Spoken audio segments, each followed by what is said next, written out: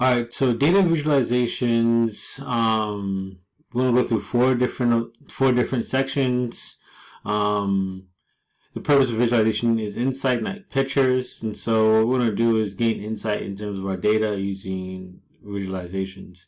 All right, so traditionally speaking, there's a library within tidyverse called ggplot. You could just do library ggplot, but ggplot, tidyverse contains ggplot and those other main functions such as mutate, select, and filter, which is a part of dplyr. So dplyr and ggplot are part of tidyverse, so we might as well just use tidyverse. The very first plot that we're going to create is a bar plot, and it really just has two layers. Okay, it just has ggplot and geom bar. Okay, and for bar plots, you can only use categorical variables. And so this is traditionally how you would use it. We're using the college data frames, which you all should be familiar with, in geom bar as our technique to actually provide the layer for the bars for the cars. Okay, and so here, why don't you all take a moment? I mean, the code is pretty straightforward. Why don't we make a bar plot with empty car data set with the engine variable when engine type is 01, determine which one is more common. So here's the code. Why don't you all do that? Take a second to do that. Okay. So traditionally it's just this. It's just this. Okay, it's just this code. So I copy this. Give me a second. Okay, so when we do this.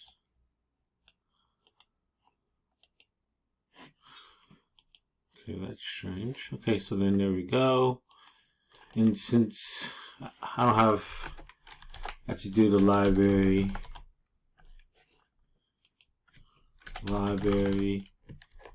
tidy first, and then I'm gonna, even though I'm not using it right now, I'm gonna just have it just in case. Okay, and then just paste this. Okay, so if I just run this, okay, great, and then run this. Okay, you can see. As you can see, there's a lot of things wrong with this graph. I mentioned this in class. The aesthetics of this doesn't look too great. They're treating 1 and 0 as a number, which technically is, but it's really categorical binary because it's actually meaning two different things. If you go to empty cars, 1s and 0s mean two different things. So all that kind of specifications can be made and made, like I showed you all in class, make this graph look better, makes this graph look better. Okay. Alright, so with that being said, let's continue. So we've talked about the 5-number summary to an extent, but the box plot is a nice way of actually visualizing the 5-number summary. We have the min, the max, the 25th percentile, that's the first quartile, the 75th percentile, 1, 2, 3, 325s, and finally the 50th percentile, which is the median. Okay, so this gives you a distribution of your data, but you're able to visualize this. And come to find out, like I showed you all in class, it's actually really straightforward for you all to create a box plot within R. Okay. Notice that the bar plot, my apologies for not emphasizing this earlier. I know I did say this is categorical, and the box plot is used for quantitative variables. Okay. So with that being the case, it says where else in this course, have we seen a 5-number summary with the summarize with the box plot? That's an interesting question. We can copy and paste this. Again, we saw this in class, but getting used to seeing it again. So then when I run this, okay, I'm able to see the bar plot. And so notice it's treating the x-axis, the y-axis, as if it's a quantitative variable. So there's ways to fix that. I'm going to show you all that soon. And you can actually switch the actual direction of it by setting y is equal to, okay, the PhD, making the y-axis the quantitative variable. All right, so that's box plots. So let's say now we want to look at, two variables, right? So meaning that PhD is our x-axis, okay, which is a quantitative variable, and the fill will be the different color. Will be the categorical binary variable, and we can do this, okay. And when we do that and we paste it into the code, let's do this and run it, okay. I should end up with 2 box plots, okay. And notice it defaults into x and y, but then again it treats y as a quantitative variable. But if I were to say y is equal to private, that will fix that issue. So y is equal to private, comma. Now you see it says yes and no. One could argue in terms of aesthetics, the color is nice, right? It's nice to have that color. But at the same time, it's redundant because we already have yes and no separating these two. So that's something to be mindful of in terms of aesthetics of the graphic. Let's do a couple more. My apologies. I meant to say let's look at some questions. And come to find out, this question already has the answer, but let's see if we can find it based off of the question again. Which type of school has a higher median PhDs? Which type of school has the lowest outliers? So if we go back to R, the lowest outliers is going to be yes in terms of private schools, which is really interesting. The number of PhDs, percentage of PhDs, interesting. And which one has a higher median? It's the one of PhDs, and that's this this is the vertical line here, which is the no. Interesting. I wanted to say something else here. So again, we mentioned this in the PPC. The black points are the outliers. Okay, so remember that. All right. So that being the case, I'm going to show this eventually, but it's so easy to change the type of visualization that you're working with. You can even do violin. You can see how the violin plot looks here. I don't think histogram is going to work. If it does, it's going to look very interesting. Yeah, it's not going to work. That doesn't make sense. You'd have to do something special, which we're not going to talk about until later. Until maybe the second video. This may not work. Density may not work either. No, that doesn't work. Alright, so that being the case, violin, we can go back to questions. Which type of school has a higher median percentage? Oh, it's the same question. I just didn't erase it. Create a box plot showing distribution of apps for private versus public. Interpret what you see. So take a moment and do that.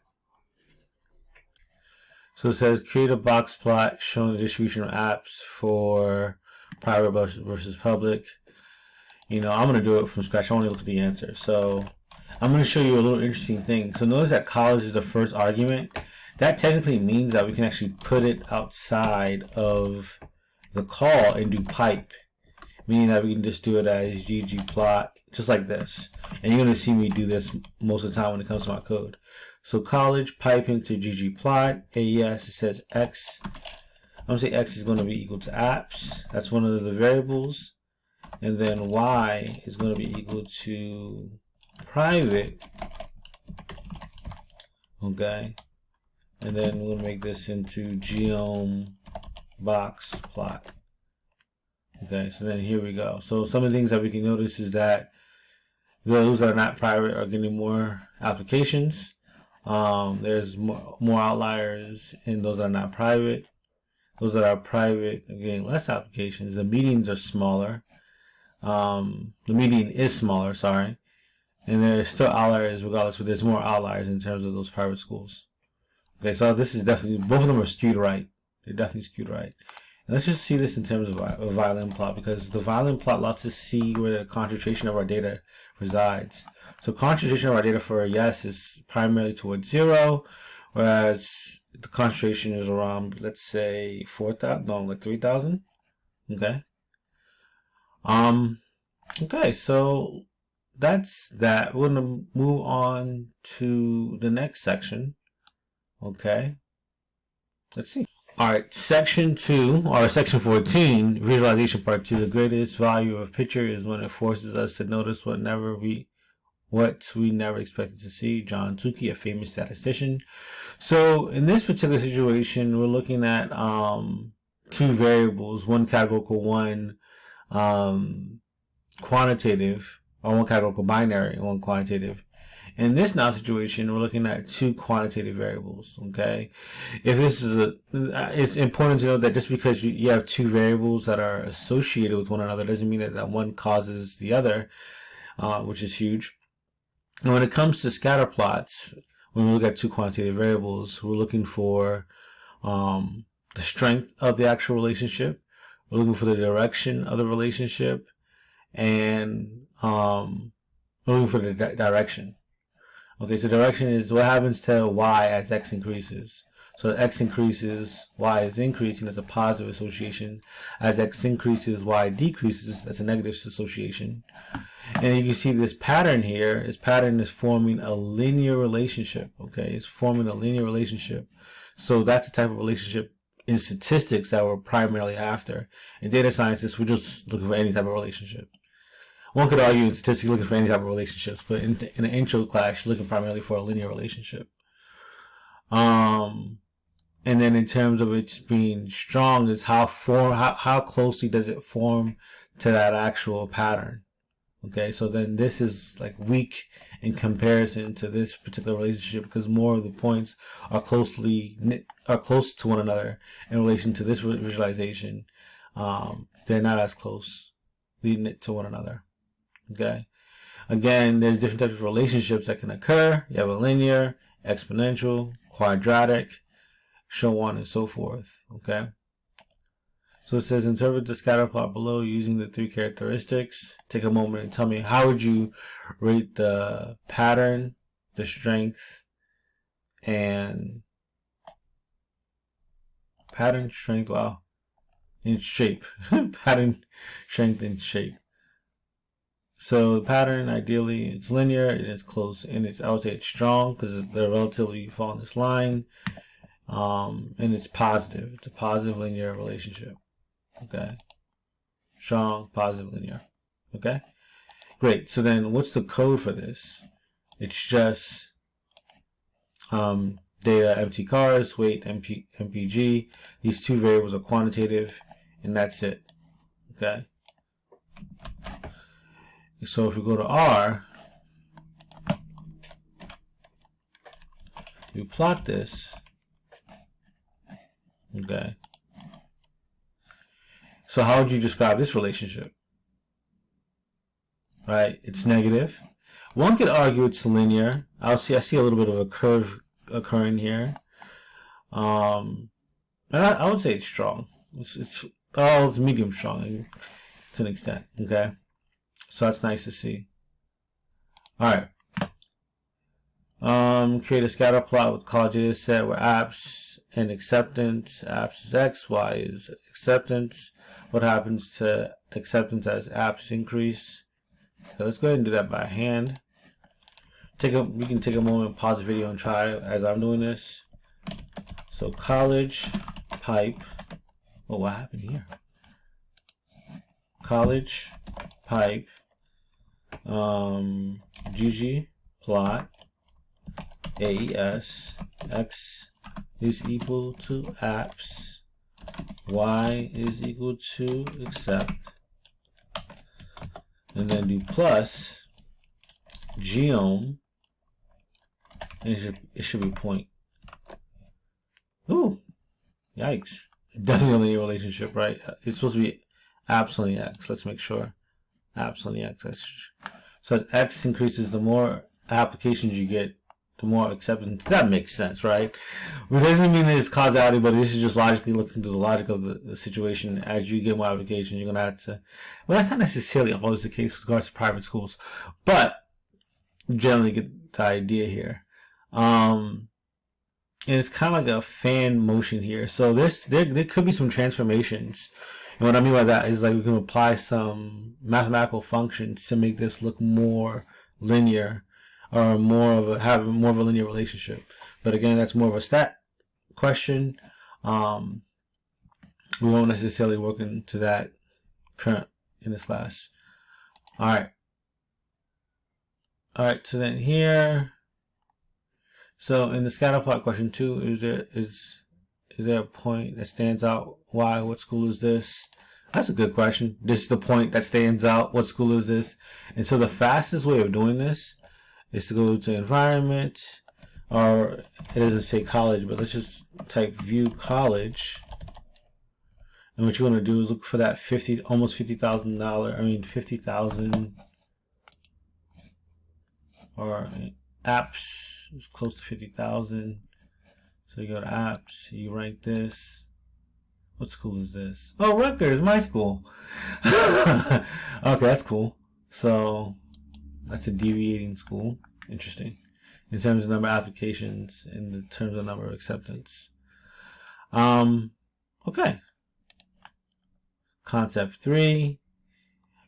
So this is interesting. So what we can now do is talk about doing a filter, doing some more manipulations within our data before we actually plot it. So I'm just going to copy and paste this code, and this all logically works in terms of this visualization. You're filtering, you want apps that are greater than 1,000, and you want apps that are less than 30,000. So apps in between 1,000 and 30,000, and then you're going to plot those points. Okay, it could be so you can actually you can zoom in. So you can zoom in from here to here, and that's what's happening here.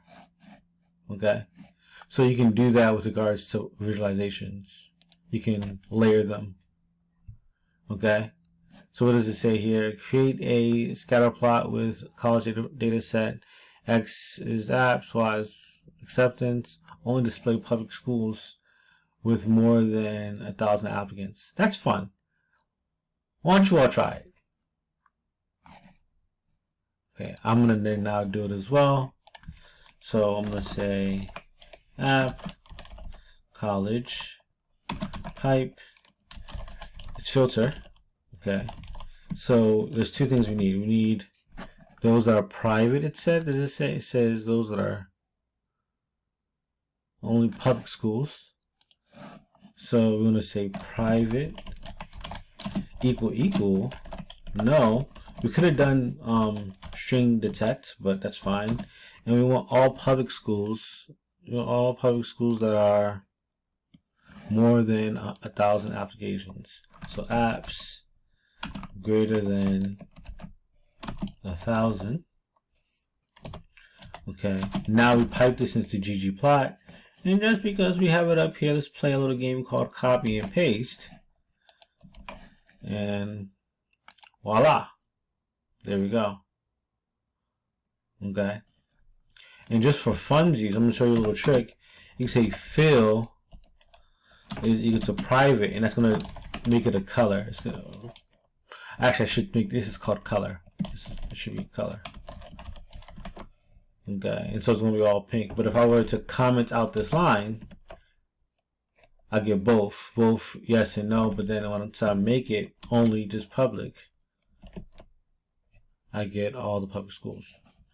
Okay, that's it for this video. Good job. Yay.